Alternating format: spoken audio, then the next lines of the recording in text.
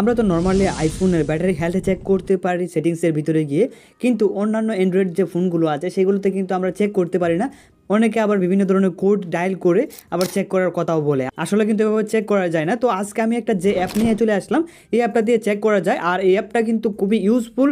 এবং আমি আপনাদেরকে অ্যাপের কাজটা যদি দেখাই তাহলে আপনারা বুঝতে পারবেন। আমি অনেকদিন ধরে অ্যাপ রিভিউ করি না, জাস্ট আজকে অ্যাপটা আমার পছন্দ হয়েছে বিধায় আমি ভাবলাম যে আপনাদেরকে দেখাই। তো প্রথমে দেখেন যে আমি অ্যাপটাতে চলে আসার পরে অ্যাপটা ডাউনলোড করবেন কীভাবে সেটা দেখিয়ে দিচ্ছি। দেখেন ব্যাটারি আছে 77% চার্জ আছে এবং 34°C ডিসচার্জিং হচ্ছে। এখন ওয়াইফাই আছে কানেক্টেড এবং মানে আমার যেখানে স্পিড যতটা আছে, সিপিইউ স্ট্যাটাস যতটা আছে এটা দেখাচ্ছে। আপনার জাস্ট দেখলেই বুঝে নেবেন। অ্যাপস আছে মোট হচ্ছে 72টা, এর মধ্যে হচ্ছে আমি 43টা এক্সটার্নাল ডাউনলোড করেছি আর 29টা আছে সিস্টেমের অবস্থানে আর কি। আর আপনি যদি পুরাতন ফোন কিনেন তাহলে অবশ্যই সর্বপ্রথম এই অ্যাপটা আপনি ডাউনলোড করবেন। তারপর সিস্টেমে যদি দেখে যায় Xiaomi Redmi 10 2022 সালে এটা মানে রিলিজ হয়েছে, এটা ফোনের নামটাই এটা। তারপর মডেল এখন ব্র্যান্ড এখন সকল কিছু দেওয়া আছে। এরপর রেশিও সকল কিছু দেওয়া আছে। অপারেটিং সিস্টেমের মধ্যে অ্যান্ড্রয়েড ভার্সন 13 আছে এবং MIUI নাম্বারও দেখেন এখানে দেওয়া আছে। আমি সিকিউরিটি পাসে একটু ব্লার করে নিচ্ছি। এরপরে হচ্ছে সিকিউরিটি প্যাচ, এখানে সকল কিছু ফিঙ্গারপ্রিন্ট কী সাপোর্ট করে কী সাপোর্ট করে না এখান থেকে আপনি দেখতে পারবেন। তারপর আমরা চলে আসলাম ব্যাটারিতে দেখেন ব্যাটারি স্ট্যাটাসে আছে 76% চার্জ আছে, যেটা এটা দেখাচ্ছে। তারপর ডিসচার্জিং যেটা হচ্ছে আর কি, কারেন্টের ডিসচার্জিং যেটা হচ্ছে এটা দেখাচ্ছে। এরপর টেম্পারেচার 35°, আমরা প্রথমে দেখেছিলাম। টেকনোলজি, ব্যাটারি টেকনোলজিটা কি লিপলি, এখানে হেলথ গুড মানে ভালো আছে। এরপরে ভোল্টেজ হচ্ছে 4000 ভোল্টেজ আছে।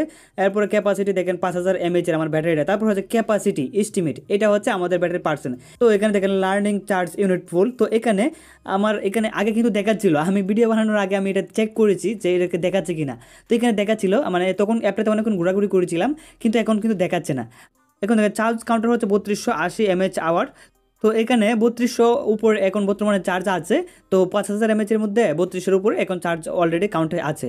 এখানে আপনারা যদি অ্যাপটা দুই একবার আসেন দেখবেন যে এখানে আপনার ব্যাটারি ক্যাপাসিটি বা ব্যাটারি হেলথ কতটুকু এটা কিন্তু এখানে দেখাচ্ছে। আর নেটওয়ার্কে যদি আমরা যাই, এখানে কিন্তু আপনার ফোনে যা যা সাপোর্ট করবে না সকল কিছু কিন্তু দেখাবে।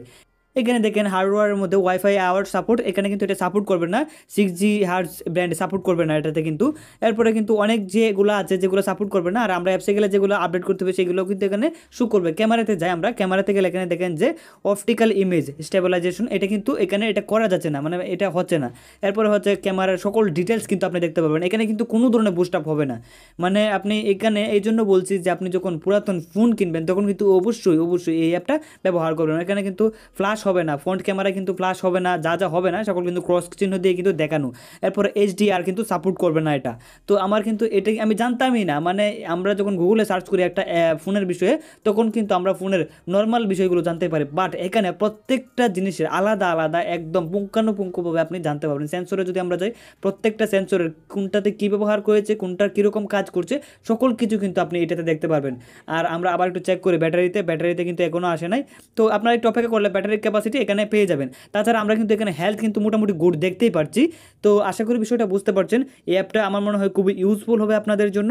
আর এখান থেকে আপনার ফোনের সকল কিছু কিন্তু অ্যানালাইসিস করতে পারবেন আশা করি। তো যদি ভিডিওটা ভালো লাগে তাহলে অবশ্যই একটা লাইক করে দিবেন।